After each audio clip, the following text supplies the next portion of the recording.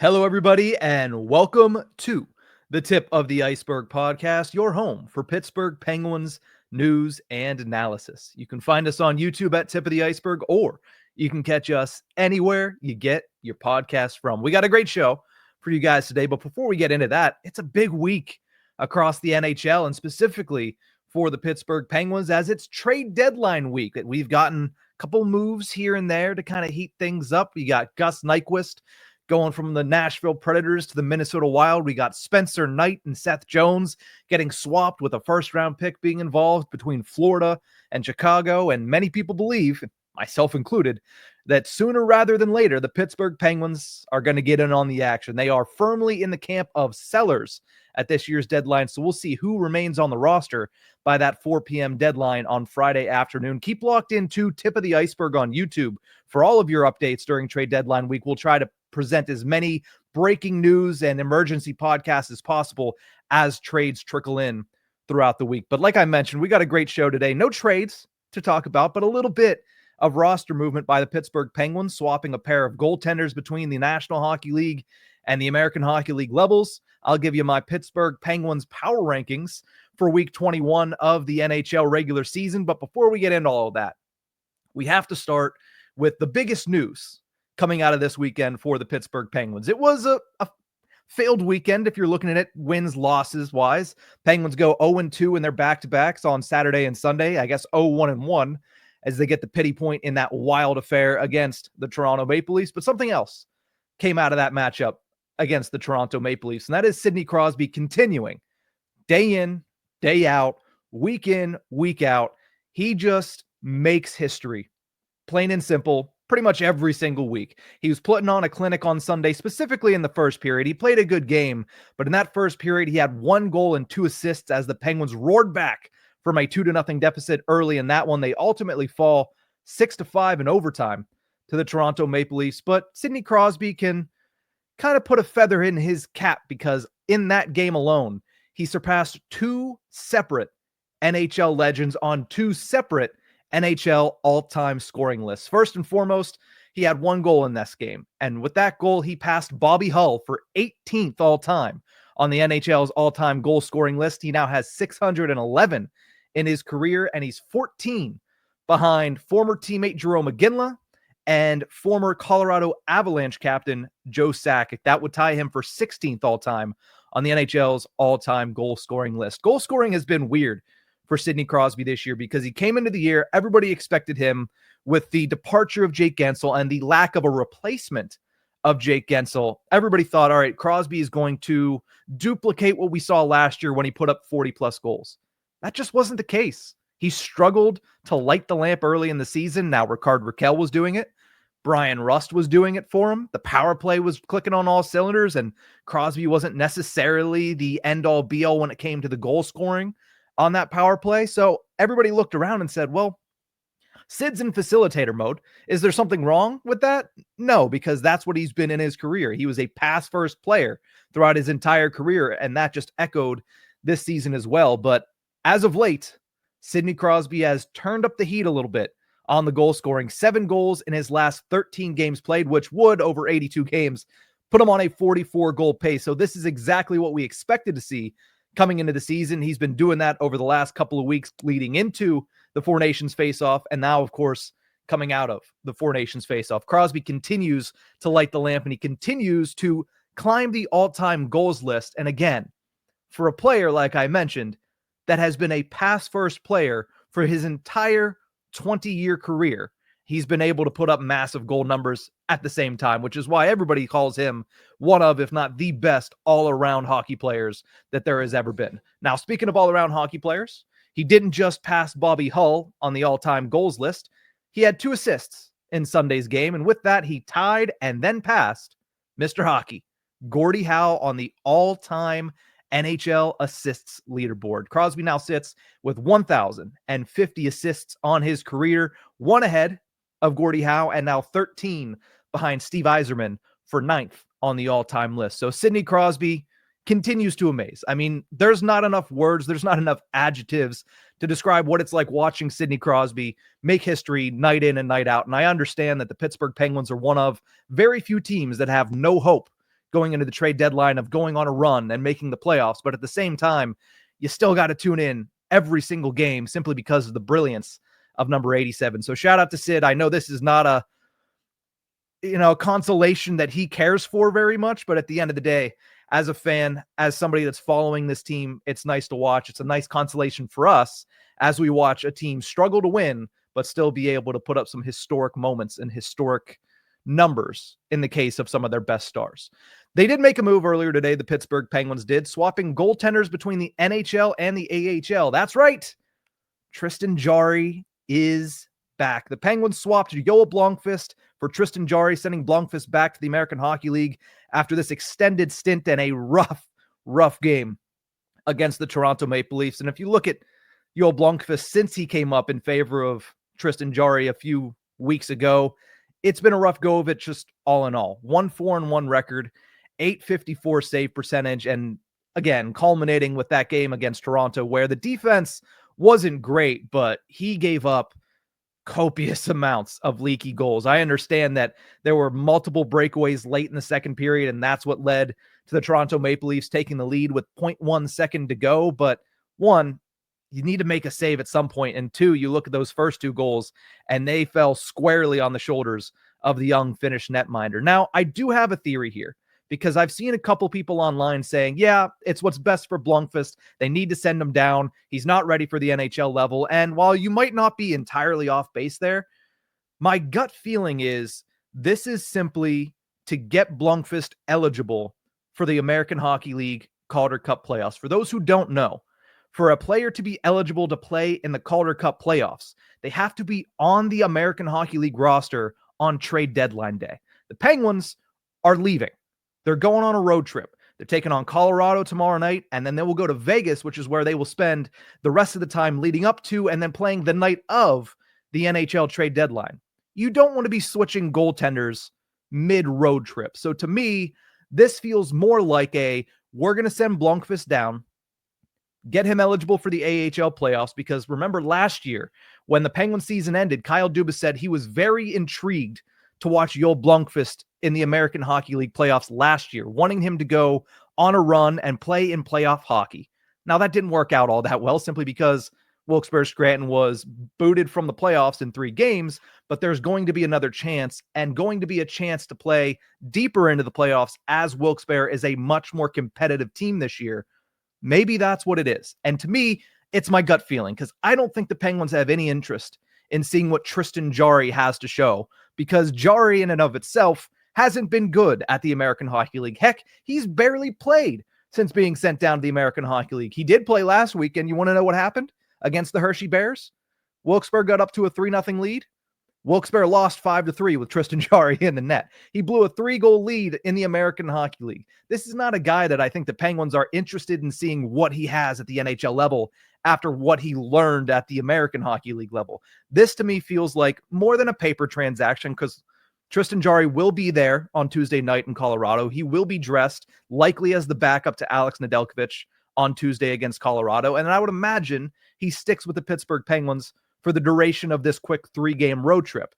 And in my eyes, then I would imagine the Penguins use one of their few call-ups to swap these guys once again and to send Tristan Jarry back to the American Hockey League to be cleanup duty, backup duty once again to Philip Larson, while bringing Joel Blomqvist up to let him get some more seasoning and let him, as I've been saying for this past week, get used to the speed of NHL hockey. I know it's looked rough for Joel Blomqvist in his second stint with the NHL club this year, but I do think that there is value in having him play out the remainder of the regular season until the playoffs begin at the American Hockey League, and then you can send him back down.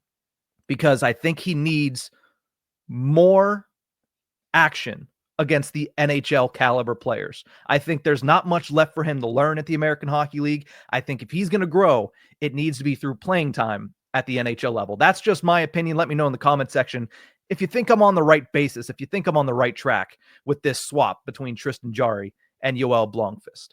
Let's close out this episode with my Pittsburgh Penguins power rankings, week 21 of the power rankings here. And I have one name in my top 5 that has not been there all season long. We have the same person at number 1. So if you watched last week, spoiler alert, that's who's at number 1 this week. But I think you could have probably ventured to guess who's the number 1 player on the Pittsburgh Penguins in my eyes. But let's start at that number 5 spot.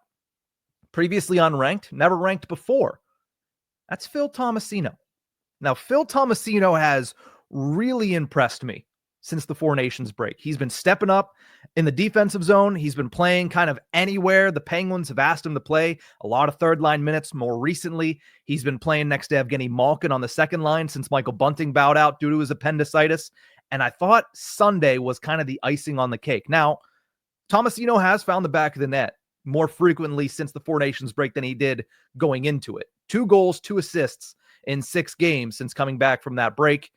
But I think Sunday was his best game. You look at the way that he played next to Evgeni Malkin. You look at the way that he played in his own zone. You look at the way that he played against some of the top players on the Toronto Maple Leafs.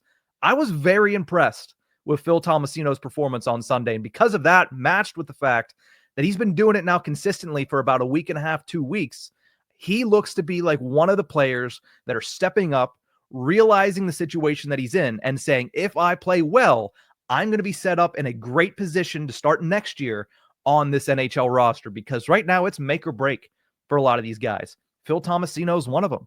Cody Glass is another.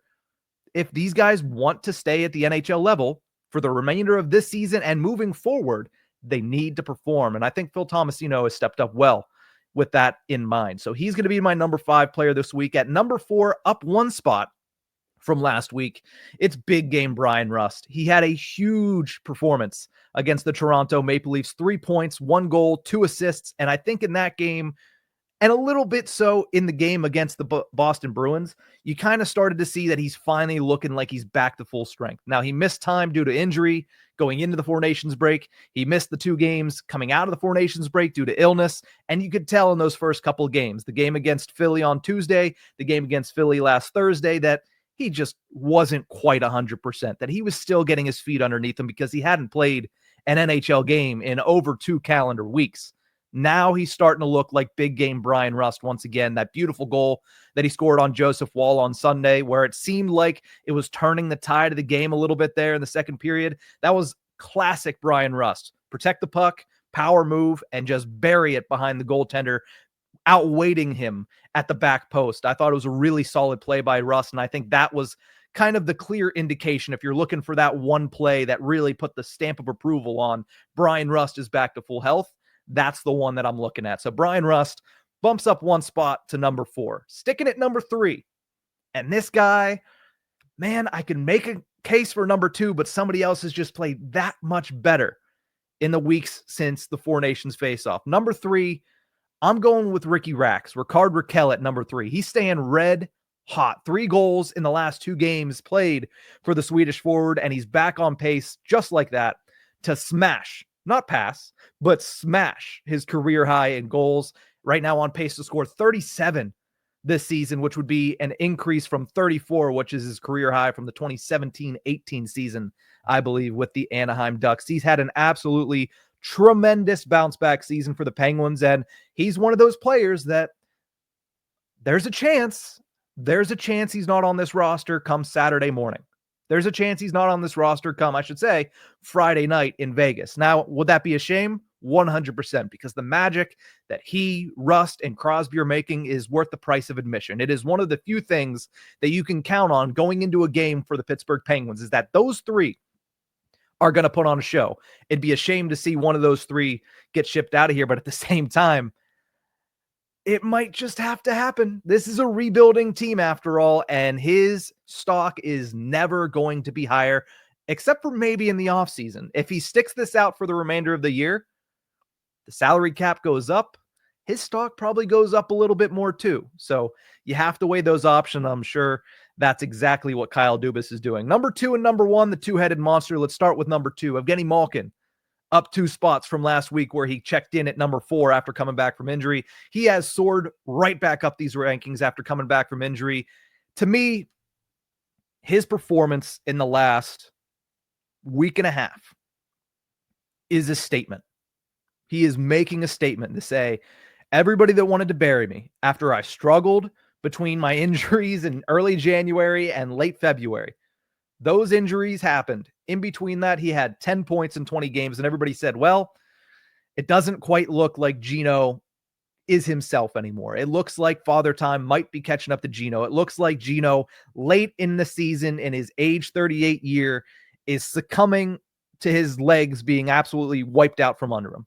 He said, give me a couple weeks off and let me show you what I have left in the tank. And he has a lot left in the tank. 7 points in 6 games since the Four Nations break, 3 of those being goals, and he's playing with a revolving door of wingers, which makes this even more impressive. He's played with Dan Heinen. He's played with Michael Bunting. He's played with Phil Tomasino. He's played with Cody Glass. All of these guys just in the last 6 games played. So with that inconsistency on his wings, he has still been able to put up points and be productive for the Pittsburgh Penguins. And like I mentioned earlier with Phil Tomasino, it seems like they might have found something. I'm excited to see if they let that build, if they let that kind of,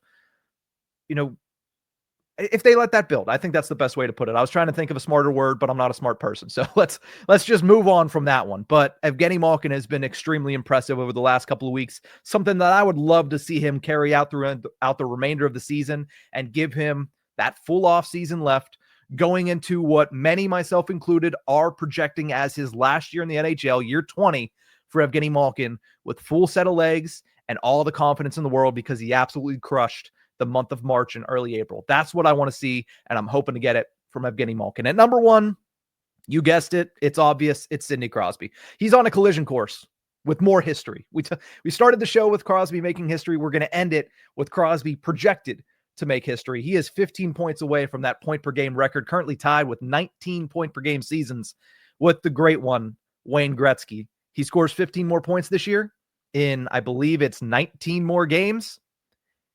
He has history, and he beats a Gretzky record. It's not the Gretzky record. That is going to be Alex Ovechkin, but a Gretzky record nonetheless, and you can't take anything away whenever you're taking out the big 99. So he's put on a show pretty much every single time he's touched the ice this entire season. So you can't take Sidney Crosby out of that top spot unless somebody is overwhelmingly better for a stretch. Malkin, he's getting close, but again, he has to be overwhelmingly better than Crosby for me to even think about switching those two. So my top 5, and you let me know in the comments, did I miss, did I hit, do you have a different top 5? I want to see them. Phil Tomasino at number 5, Brian Rust at number 4, Ricard Raquel at number 3, Evgeni Malkin at number 2, Sidney Crosby at number 1, and from number 2 to unranked is Erik Karlsson.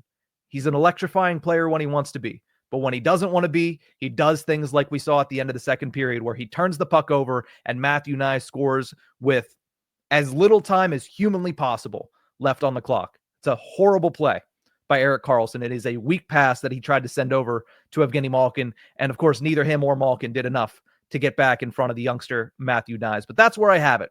That's my top 5, and that's the episode for today. Thank you guys so much for tuning into this one. Remember, if you liked this video, make sure that you like, share, and subscribe to us on YouTube at Tip of the Ice-Burgh. We'll have plenty of content for your trade deadline week leading up to and coming out of the NHL trade deadline on Friday at 4 p.m. Eastern. Or if you'd rather, you can catch us anywhere you get your podcast from. We'll see you guys next time.